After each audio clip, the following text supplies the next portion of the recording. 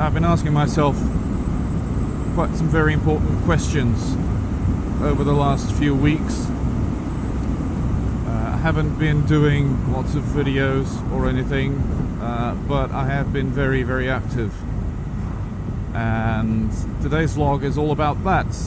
It's all about KTM in two completely different ways. But yes, it's all about KTM. So the first thing about KTM is I would just like to send a massive shout out to my fellow countryman Miguel Oliveira for his recent victory in the MotoGP Grand Prix race in Brno in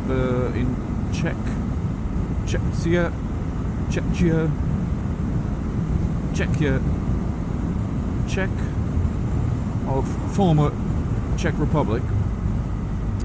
So yes, massive shout out to Miguel for winning the race there. Brilliant last lap, and yeah, that's the first KTM issue. He rides on the official KTM team. The second thing about KTM, and that has kept me very, very busy, and very, very, how can I say, worried is not the right word, but it's kept me thinking a lot lately, is the KTM 1290 SuperDuke R. Some of you might remember that I did a review video on that bike a few months ago. It's a monster. It's a monster. It's got 177 brake horsepower, as much as my car, and it weighs 10 times less.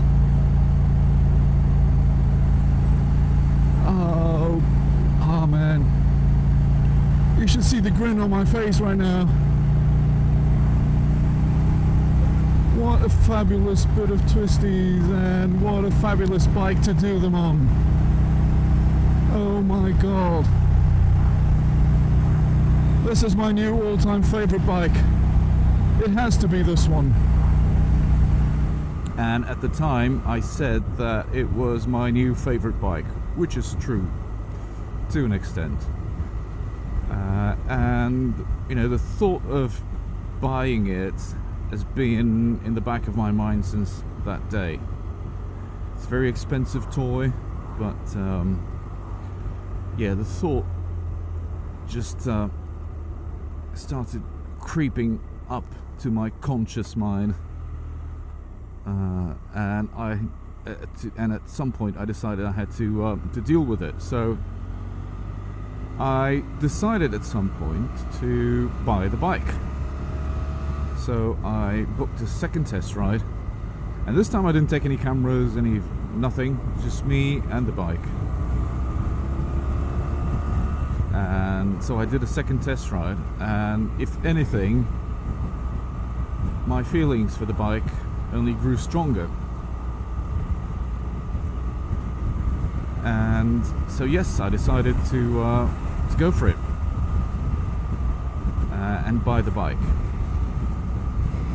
Load of cash, but yes, decided to buy it.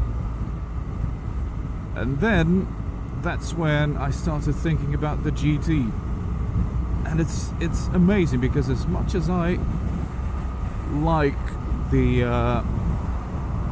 SuperDuke, and as much as it excites me, the way it rides, power, everything, I couldn't help thinking that I was betraying the GT, because I've created a relationship with this bike that is far more than just owning a piece of metal and plastic.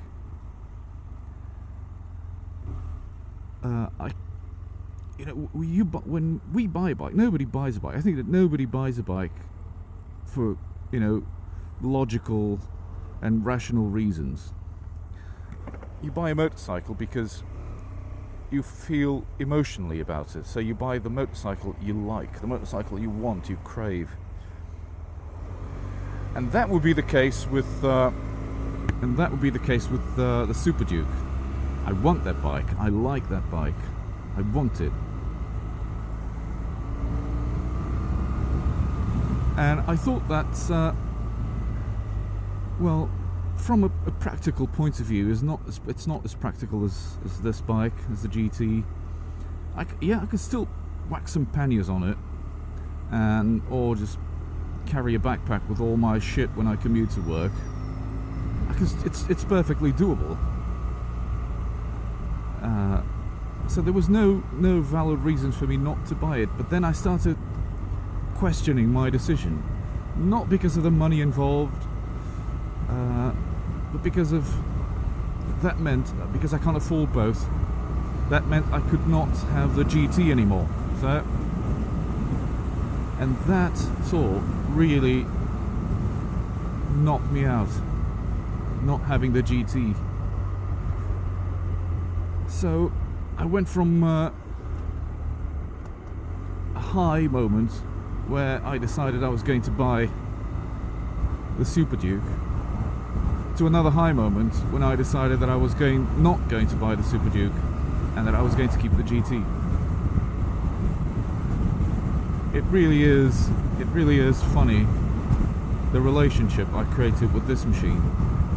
Maybe because I commute on it daily. Come rain, sunshine, cold, even snow a couple of times. And the old thing has never let me down. The GT, she's never skipped a beat so far.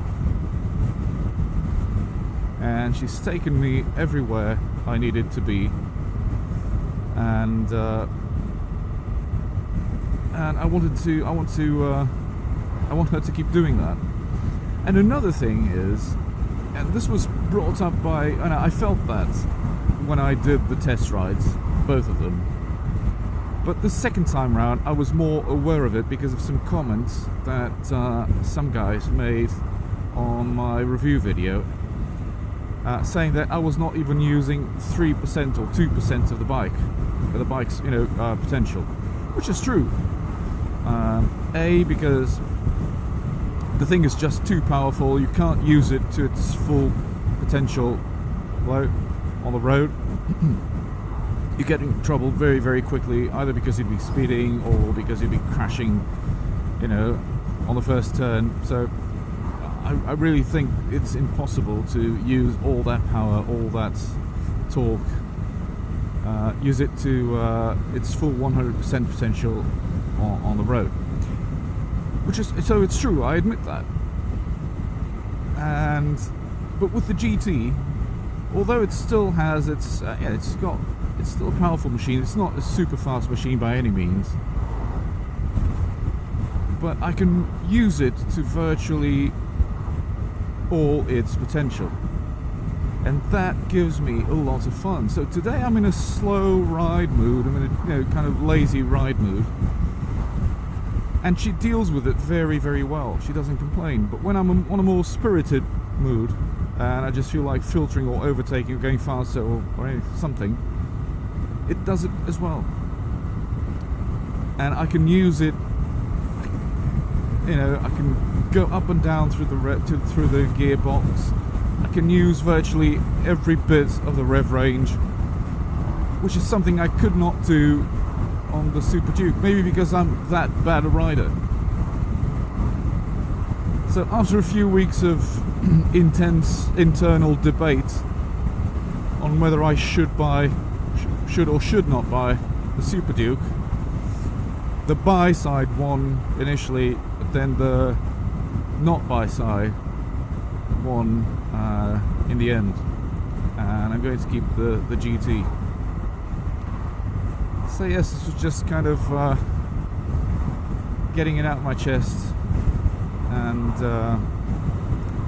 at the same time kind of updating you guys on what's been going on. So nothing much in terms of videoing. Plans for the near future include booking a test ride on a Harley Davidson. I won't say which one for now. And then booking a couple of test rides on the big BMW GSs, both the 1200 GS and the GS Adventure. See how that goes, and then go on holiday for 2 weeks. I'll try to do some riding down in Portugal during those 2 weeks and try to do a video. We'll see how that goes. So yeah, that's it. Thank you for bearing with my ramblings for a few minutes, and hope you've liked the video. So don't forget to like, share, subscribe, comment, whatever. It's all very, very much appreciated. And as usual, I hope to see you guys on my next video. Ta-ra!